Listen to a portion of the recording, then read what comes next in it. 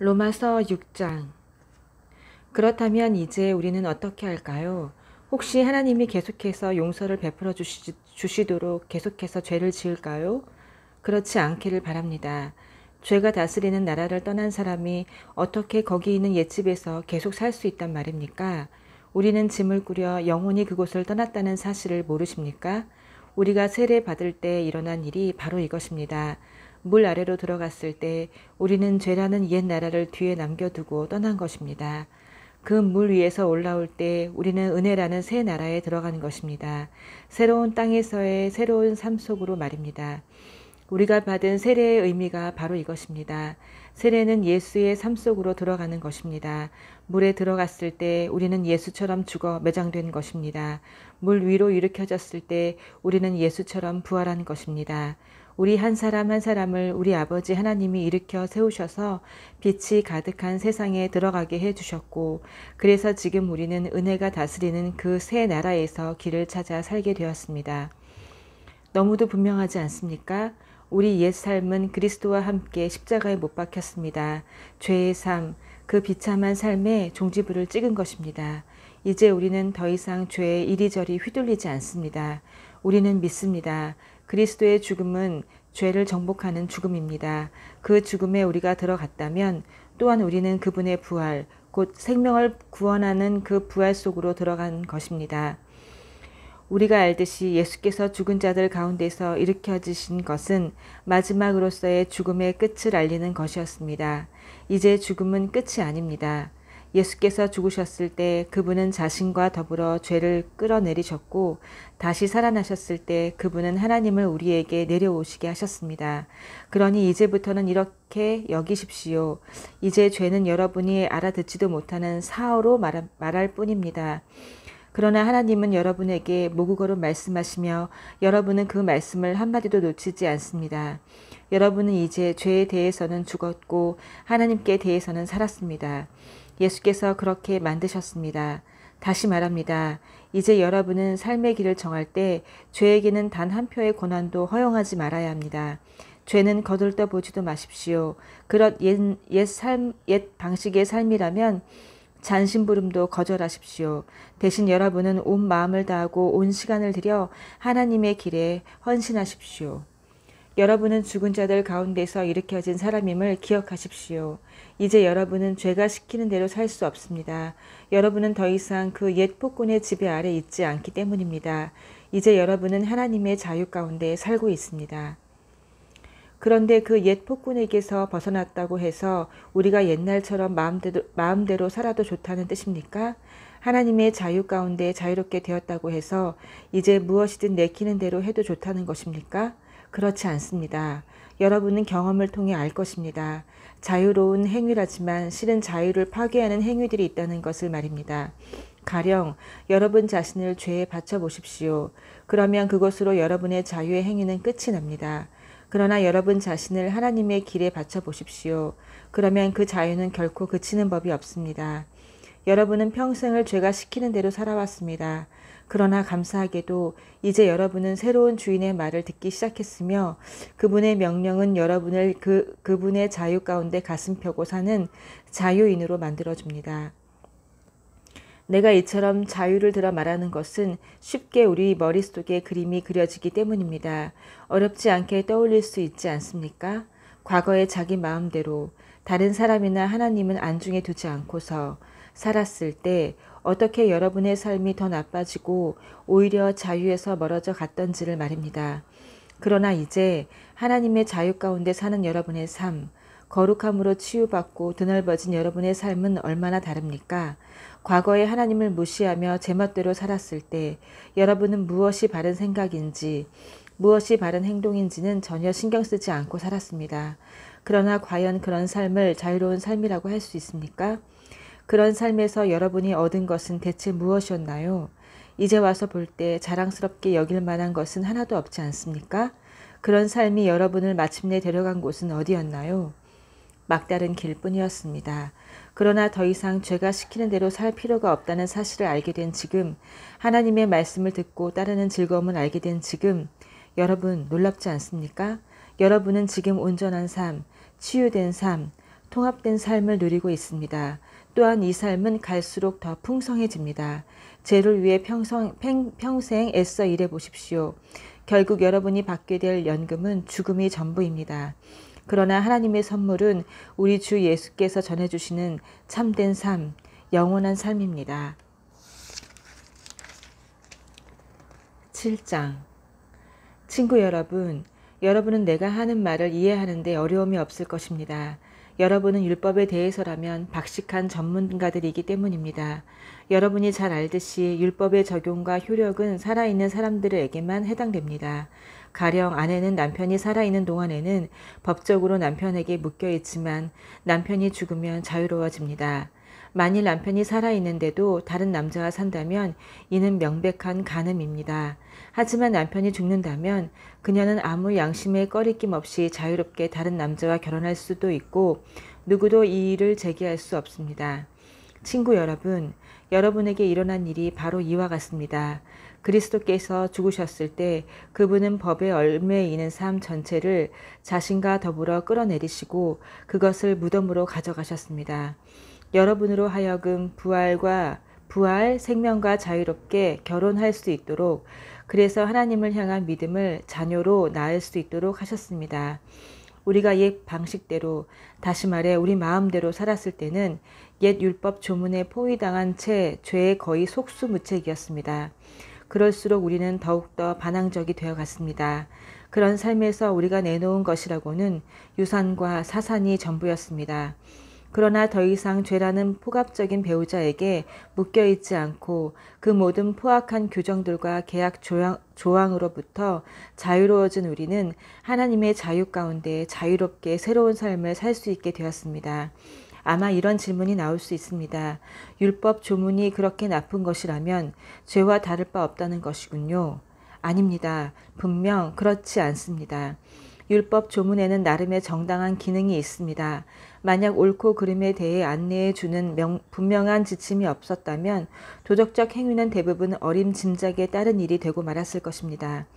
탐내지 말라는 딱 부러진 명령이 없었다면 아마도 나는 탐욕을 마치 덕인 양 꾸며댔을 것이며 그러다가 결국 내 삶을 파멸시키고 말았을 것입니다.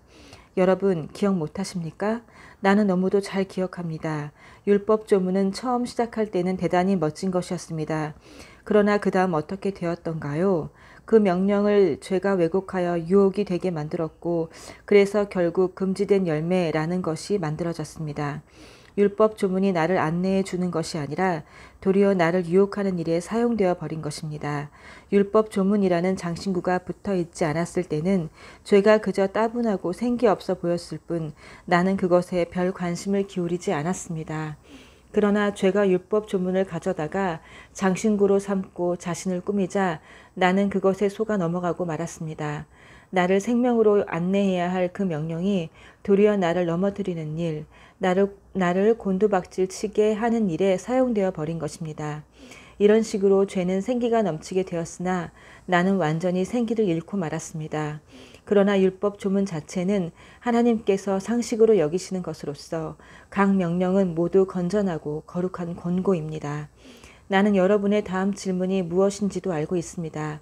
율법을 좋은 것이라고 하면서 왜 우리가 그 좋은 것을 의지해서는 안 된다는 것인가요? 선도 악처럼 위험하단 말입니까? 이번에도 대답은 그렇지 않다입니다. 죄가 다만 자기가 잘하기로 이름난 일을 했을 뿐입니다. 다시 말해 죄가 선한 것 속에 숨어 들어가 나를 유혹하고 나로 하여금 나 자신을 파멸시키는 일을 하게 만든 것입니다. 죄는 하나님의 선한 계명 속에 숨어서 자기 혼자 할 수 있는 것보다 훨씬 더 큰 해악을 끼칠 수 있었습니다.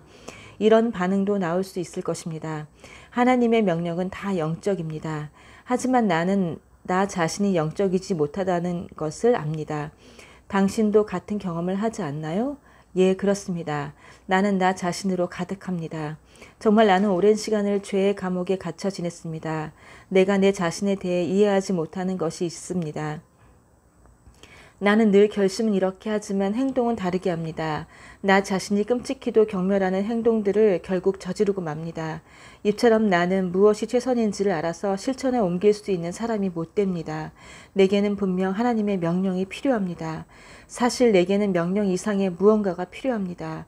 율법을 알면서도 지키지 못하고 내 속에 있는 죄의 세력이 계속해서 나의 최선의 의도를 좌초시키고 있다면 분명 내게는 다른 도움이 필요한 것입니다. 지금 내게는 있어야 할 것이 없습니다. 나는 뜻을 품을 수는 있으나 그 뜻을 행동으로 옮길 수는 없습니다. 나는 선을 행하기로 결심하지만 실제로는 선을 행하지 않습니다. 나는 악을 행하지 않기로 결심하지만 결국에는 악을 저지르고 맙니다. 나는 결심하지만 결심만 하지 행동으로 이어지지 않습니다. 내 내면 깊은 곳에서 무엇인가 잘못된 것입니다. 그래서 나는 매번 패배하고 맙니다. 이는 너무도 반복적으로 일어나는 일이어서 충분히 예측할 수 있습니다. 내가 선을 행하기로 결심하는 순간 벌써 죄가 나를 넘어뜨리려고 와 있습니다. 내가 정말 하나님의 명령을 즐거워하지만 내 안의 모든 것이 그 즐거움에 동참하는 것은 아니라는 사실 또한 분명합니다. 내 안의 다른 부분들이 은밀히 반란을 일으켜서 가장 예상치 못했던 순간에 나를 장악해 버립니다. 내가 할 수 있는 일을 무엇이든 해보았지만 결국 아무 소용이 없습니다. 나는 벼랑 끝에 서 있습니다. 이런 나를 위해 무엇인가 해줄 수 있는 누구 없습니까? 정말 던져야 할 질문은 바로 이런 것이 아닙니까? 감사하게도 답이 있습니다.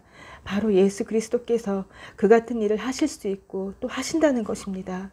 마음과 생각으로는 하나님을 섬기고 싶어 하지만 죄의 세력에 끌려 전혀 엉뚱한 일을 행하는 우리의 모순 가득한 삶 속에 들어오셔서 그분은 모든 것을 바로 세우는 일을 행하셨습니다. 8장 메시아이신 예수께서 오심으로 마침내 이 치명적 딜레마가 해결되었습니다. 우리를 위해 그리스도의 임재 속에 들어가 사는 사람들은 늘 먹구름이 드리운 것 같은 암울한 삶을 더 이상 살지 않아도 됩니다. 이제 새로운 힘이 움직이고 있습니다.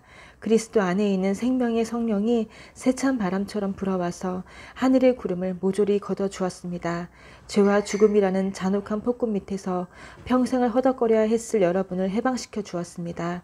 하나님께서 자신의 아들을 보내셔서 문제의 급소를 찌르셨습니다. 그분은 우리의 문제를 자신과 동떨어진 문제로 취급하지 않으셨습니다. 그분은 아들이신 예수 안에서 친히 인간의 처지를 떠맡으시고 진창 속에서 씨름하고 있는 인류 안으로 들어오셔서 문제를 영단번에 바로잡아 주신 것입니다. 그동안 율법 조문은 이런 일을 해낼 수 없었는데 균열된 인간 본성으로 인해 그건 역시 허약해졌기 때문입니다. 율법은 언제나 근본적 치유가 아니라 죄에 대한 미봉책이었을 뿐입니다. 그러나 마침내 그동안 응할 수 없었던 율법 조문의 요구에 우리가 응할 수 있게 되었습니다. 이는 우리가 한층 더 노력해서가 아니라 오직 성령께서 우리 안에서 행하고 계신 일을 우리가 받아들임으로써 그렇게 된 것입니다. 자기 힘으로 할 수 있다고 여기는 사람들은 늘 자신의 도덕적 힘을 재보는 일에만 몰두할 뿐 정작 실제 삶에서 그 힘을 발휘하여 일하지 못합니다. 반면에 자기 안에 일하고 계신 하나님의 활동을 신뢰하는 사람들은 자기 안에 하나님의 성령이 살아 숨쉬고 계신 하나님이 계시다는 사실을 발견하게 됩니다. 자기 자아에 사로잡힌 사람들은 결국 막다른 길에 이를 뿐입니다. 그러나 하나님께서 주목하는 사람들은 탁 트이고 드넓은 자유로운 삶 속으로 이끌려갑니다. 자기 자아에 집중하는 것과 하나님께 집중하는 것은 극과 극입니다. 자기 자아에 몰두하는 사람들은 하나님을 무시하고 결국 하나님보다 자기 자아에 더 많이 몰입하게 됩니다. 그런 사람들은 하나님과 하나님이 행하시는 일을 무시합니다. 그러나 하나님은 결코 무시당하는 것을 기뻐하시는 분이 아닙니다. 하나님께서 친히 여러분의 삶 가운데 사시기로 하셨다면 이제 여러분은 하나님보다 여러분 자신에 대해 더 많이 생각할 수 없습니다. 보이지 않지만 분명히 현존하는 하나님이신 그리스도의 영을 아직 모셔드리지 않은 사람들은 지금 우리가 하는 말을 이해하지 못할 것입니다. 그러나 그분을 모셔드린 여러분, 그분이 안에 사시는 여러분은 비록 지금도 죄에 인한 한계들을 경험하지만 하나님의 생명으로 사는 삶을 경험하고 있습니다. 예수를 죽은 자들 가운데서 일으키신 살아계신 하나님께서 여러분의 삶 속에 들어오신 것입니다. 그렇다면 그분이 예수 안에서 행하시던 것과 같은 일을 여러분 안에서도 행하셔서 여러분을 그분을 향해 살아나게 만드시리라는 것을 너무도 분명하지 않습니까? 하나님께서 여러분 안에 살아 숨쉬고 계시다면 이것도 예수 안에서처럼 여러분 안에서도 분명한 사실입니다. 여러분은 실로 죽은 삶으로부터 건짐받은 것입니다.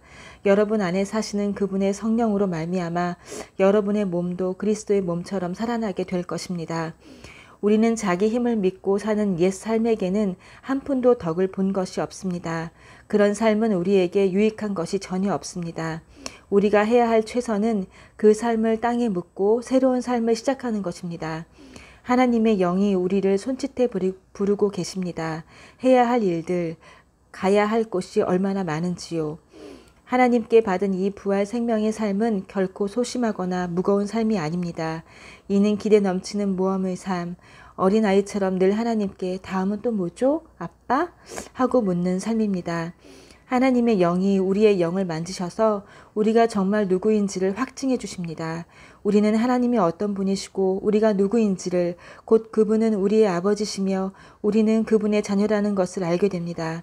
뿐만 아니라 장차 우리에게 주어질 믿을 수 없을 만큼 엄청난 상속에 대해서도 알게 됩니다.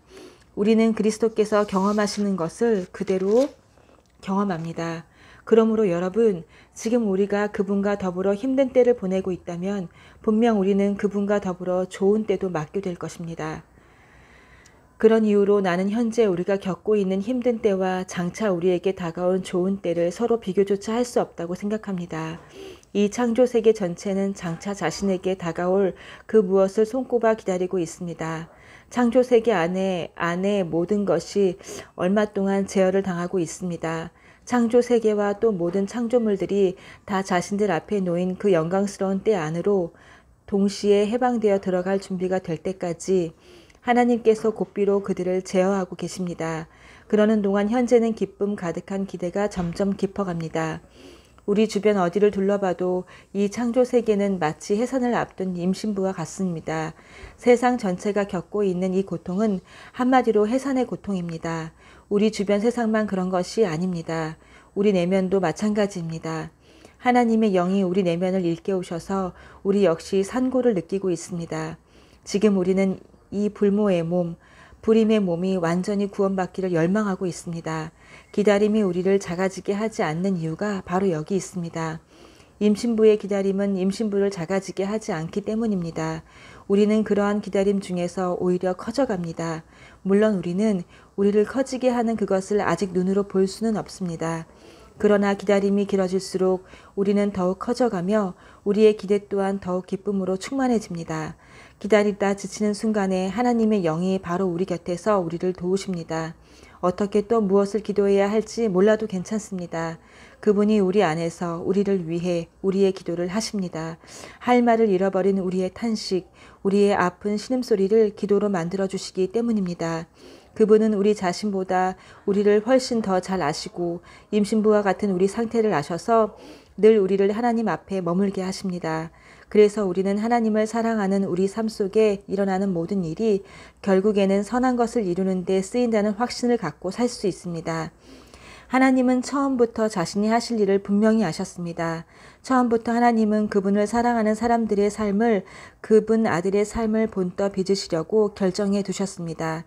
그분의 아들은 그분께서 회복시키신 인류의 맨 앞줄에 서 계십니다. 그분을 바라볼 때 우리는 우리 삶이 본래 어떤 모습이어야 하는지 깨닫게 됩니다. 하나님은 이처럼 그분의 자녀들이 어떤 모습이어야 하는지를 결정하신 뒤에 그들의 이름을 불러주셨습니다. 이름을 부르신 뒤에는 그들을 그분 앞에 굳게 세워주셨습니다. 또한 그들을 그렇게 굳게 세워주신 뒤에는 그들과 끝까지 함께 하시며 그분이 시작하신 일을 영광스럽게 완성시켜 주셨습니다. 여러분 어떻습니까? 이처럼 하나님이 우리 편이 되어주셨는데 어떻게 우리가 패배할 수 있겠습니까? 아들을 보내셔서 우리 인간의 처지를 껴안으셔서 최악의 일을 감수하기까지 하신 하나님, 그 하나님께서 우리를 위해 자신의 전부를 주저없이 내놓으셨다면 그분이 우리를 위해 기꺼이 아낌없이 하시지 않을 일이 무엇이 있겠습니까? 누가 감히 하나님께서 택하신 이들을 들먹이며 그분께 시비를 걸 수 있겠습니까? 누가 감히 그들에게 손가락질할 수 있겠습니까? 우리를 위해 죽으신 분, 우리를 위해 다시 살아나신 분께서 지금 이 순간에도 하나님 앞에서 우리를 변호하고 계십니다. 그 무엇이 우리와 우리를 향하신 하나님의 사랑을 갈라놓을 수 있겠습니까? 절대 있을 수 없습니다. 고생도, 난관도, 증오도, 배고픔도, 노숙도, 위협도, 협박도, 심지어 성경에 나오는 최악의 죄들도 마찬가지입니다. 당신을 증오하는 자들은 눈 하나 깜빡 않고 우리를 죽입니다. 그들의 손쉬운 표적인 우리는 하나씩 하나씩 처치됩니다. 그 무엇도 우리를 동요시키지 못합니다. 예수께서 우리를 사랑하시기 때문입니다.